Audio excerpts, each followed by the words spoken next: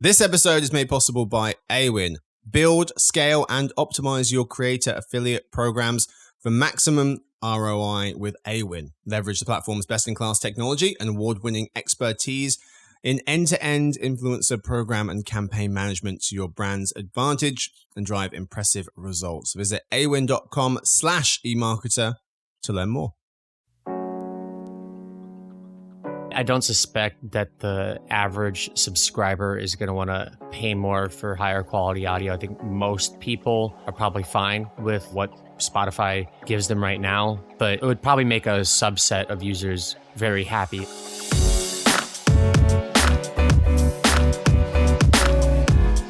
Hey gang, it's Thursday, May 2nd. Ross and listeners, welcome to what is obviously a morning recording. We'll do our best. It's the Behind the Numbers Daily, an eMarketer podcast made possible by Awin. I'm Marcus, and I'm joined by one of our senior analysts who covers everything digital advertising and media based just above New York, actually, just above the city. It's Ross Benish. Hey, Marcus. Hey, fella. Thanks for hanging out today. Today we're talking Spotify, but we'll start with the fact of the day. Ross, the most expensive yacht in the world. How much do you think that costs? It's going to end up being like $1 billion, right? Yeah, it's close. Five of them. The History Supreme. 5 billion? Yep. Wow. It's a 100-foot yacht covered in gold and platinum, designed by Stuart Hughes and allegedly sold. Seems like no one knows who actually owns this, but allegedly sold to Malaysia's richest man, Robert Kuok, for nearly $5 billion. That would be 10 times the amount of the next most expensive yacht. It's too much. Kind of weird. No one knows who owns it if it's 10 times the worth of the number 2. And it's literally gold. So you would have thought this thing's easy to spot. The yacht has enough space for 35 people, including 12 guests and 23 crew. The largest room features a study area and personal jacuzzi.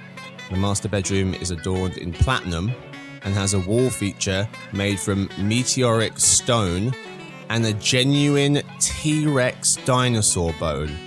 What are we doing? Who gave that to them? Shouldn't that be in a museum? They can't really fit that many people. For that price, I thought you'd get more room. I know it's made of gold and platinum. Yeah, 35 people, that's quite a lot on a boat. But for $5 billion, I mean, those cruise ships, they take like thousands, Yeah, that's true. So I'm saying if I put $5 billion and I want to survive the apocalypse in this thing, I want more space. Yeah, that's fair. 5 billion. Money well spent. I'm kidding, of course. Anyway, today's real topic. Why Spotify is no longer in the red.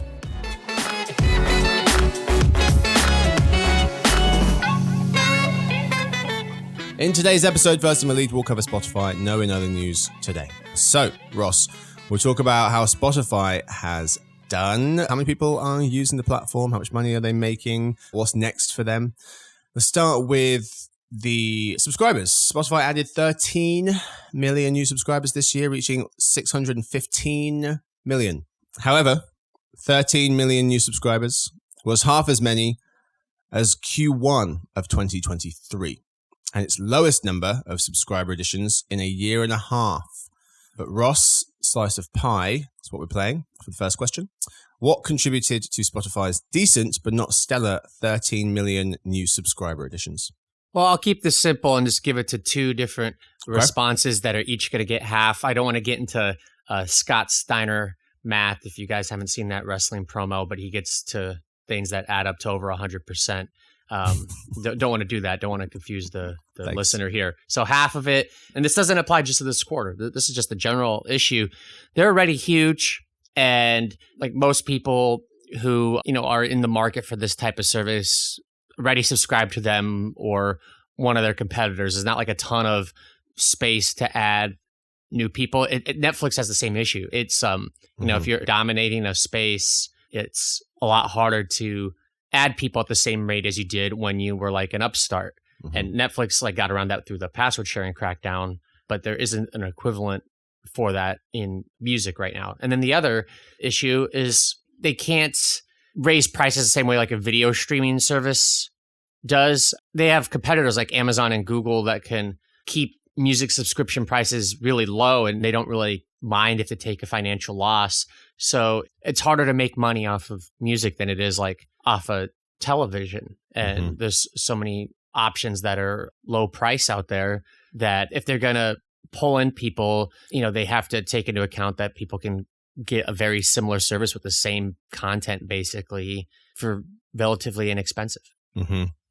Yeah, especially because they raised their prices for the first time. So Spotify was priced at $10 forever, and they notched up to $11 last summer.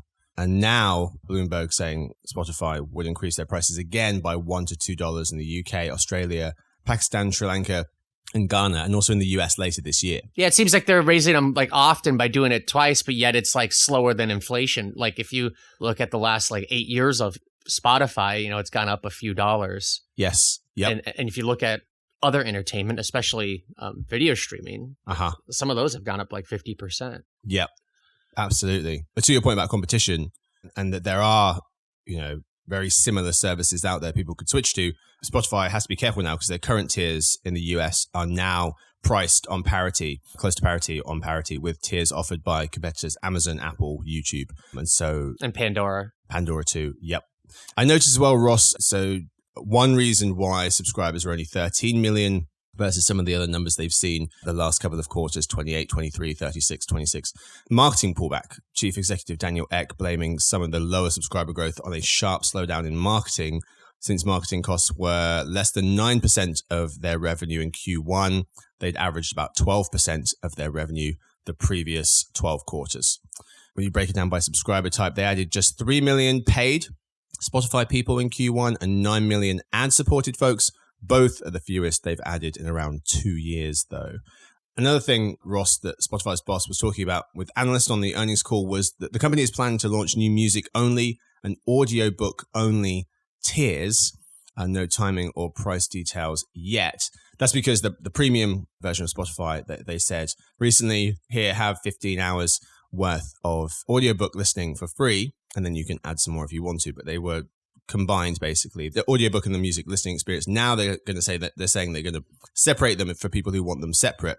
Ross, what do you make of Spotify planning to launch new music only and audio only tiers? Well, eventually you could habituate the consumer to having to put up with ads if they, don't want to pay for that add-on. So you can get the revenue from the add-on subscription fees.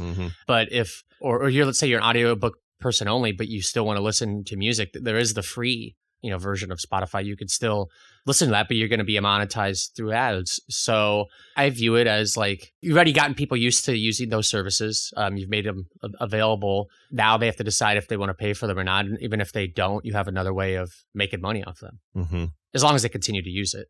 Right. Yeah, one of the reasons they're putting their prices up is to help cover the cost of Spotify's push into audiobooks. Well, it's tough to make a profit in the music. Like it's been that way since Napster launched. Yes. And I was wondering, Ross, if they're ever going to be able to make a profit, because Dan Gallagher was making this point, he writes for The Journal, and he was saying that if you put your prices up, if Spotify that is, record labels might come a-calling, because Jeffrey Wodlarczyk of Pivotal Research noting the risk that Spotify's now proven ability to raise prices and boost its profits could compel record labels to seek higher royalties from the company. Those royalties still consume a biggest portion of Spotify's revenue. So the more money Spotify makes, maybe the more money it has to pay out. And I wonder how it gets away from that. Podcasts was one thing it was hoping it could use to get away from that because they're cheaper to make and also potentially harness more engagement because they're longer to listen to. Maybe they're thinking audiobooks can do the same, but it seems like they'll maybe never be free of the music labels coming and calling for more money the more money they make. It just sounds like more money, more problems. Like the Notorious song. Yeah. Although it seems like they can make a fair amount of money. But I was just going to say what you're saying, though. I have seen people write that, like when Spotify made the big push into original podcasts, part of that was seen as a way of getting around record label reliance. Most podcasters don't have like a label representation, or they may have an agent if they're really big, but it's not the same as dealing with someone who controls the catalog of like Taylor Swift and the Beatles. Right. It seems like they can make quite a lot of money from just a $1 a month price increase. Mark Mahaney of Evercore ISI thinks $1 a month price hike for everyone would boost the company's revenue next year by $1 billion, which is pretty significant for just a buck difference. Well, you have such a large user base. Exactly. Yeah. Now at that 615 million that we mentioned. So prices up this year, that will help them make more money. Costs down. Company made significant layoffs last year from the start of 2021 to the end of 2022. Spotify's headcount nearly doubled to over 10,000 people. This past Q1, it was less than 8,000 people. So it was going up. Now it's dropped. So that's helped them save some money. And so prices up, cost down equals profitability. Spotify grew revenue 20% in Q1 and they're expecting 20% growth in Q2 as well. That would equate to operating earnings of $450 million for H1. It's a sharp reversal from losing nearly as much in H1 of last year, and analysts were projecting full-year operating income of nearly $900 million before these earnings. That would be a huge turnaround for a company that's only made a profit once, and it wasn't a lot of money. So they're finally starting to get into the black, and for them, hopefully on a more consistent basis than just the one time in their history. Another thing folks have been speaking about with regards to Spotify is trying to figure out where their hi-fi or supremium service is. And so that was their higher quality music offering that people were speculating over. And Chris Welch of The Verge was saying that this service might now be called Music Pro. It appears to be an add-on as opposed to a separate tier. So it'd be an add-on to Spotify's paid tier. That's at least according to one Reddit user, Hypixely, who has been digging through code samples and noticed that a new add-on could feature lossless audio, advanced library filtering by mood or genre, headphone optimization, or song modification features. So people who get Music Pro and tack it on would have access to all that stuff. How much can a speculative at this point Music Pro move the needle? I don't expect this to be a huge needle mover. It seems like a really cool feature for audiophiles of huge music lovers, but I don't suspect that the average subscriber is going to want to pay more for higher quality audio. I think most people are probably fine with, what Spotify gives them right now, but it would probably make a subset of users very happy. I just don't see the revenue effect being substantial. Mm-hmm. There have been other projects like that, like produce like the high quality audio, to give a more similar feeling to listen to master recordings or like an old school record. Mm-hmm. Like Neil Young years ago was pushing, it was like an alternative to the iPod, but it would like, instead of fitting, 10,000 low resolution songs or, small files, it was like you'd get like 100 like super big files, but they would like sound awesome. Mm-hmm. I don't think that product ended up finding a huge market though. Have you heard of 8D audio? 8D. I don't really know what it is. If you guys look up 8D, number 8, letter D, audio, pentatonics, that blew my mind when I heard this. It basically is this kind of surround sound in your headphones audio experience. And that's going to be hard to communicate to folks through an ad that's what you're offering. But once you listen to this, it's hard to go back to regular audio and how people consume that. So all that to say, for an extra $1, maybe more, I would pay for that. And I'm not a big, music listener. I listen enough, but not a tremendous amount. So yeah, it really does depend on what they're offering. But I could see there being space for some kind of a premium music experience. It'll appeal to super users. Yeah.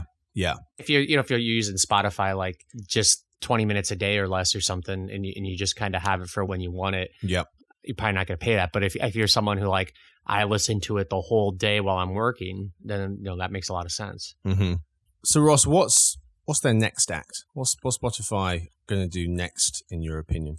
Well, I expect they'll continue to try to push into video advertising. They've done that several times before, but I just expect that effort will get renewed as more money comes into streaming video advertising. Mm-hmm. A lot of people are already listening to them through their smart TV. Like the Spotify app is pretty popular, like on Roku, for instance, even though it's not a video service really. But it'll be challenging to make, even if you put music videos on while you listen to songs and insert ads. That's a tough way to make money since the people's attention usually isn't on the screen. They have the audio on while they're doing other stuff. But I still expect another push into that. Yeah. Do you think that's where most of their efforts should go in terms of their next act? I don't know if it's where most of their efforts will go. They'll probably also just try to figure out how to squeeze more revenue from what they've already got. Like you said, all that cost cutting, probably going to be more of that, cutting back marketing. becoming more selective about original programming. I know they renewed Rogan, but they didn't renew a lot of the other people. Mm-hmm. They even let Rogan also like distribute his stuff elsewhere. So it's not like quite as exclusive as it used to be. So, a lot of tinkering with ways to get people to spend more time on the platform without being beholden to the largest labels and artists who are going to be more demanding about getting a cut. Yeah. I think they've got a lot of runway with their price.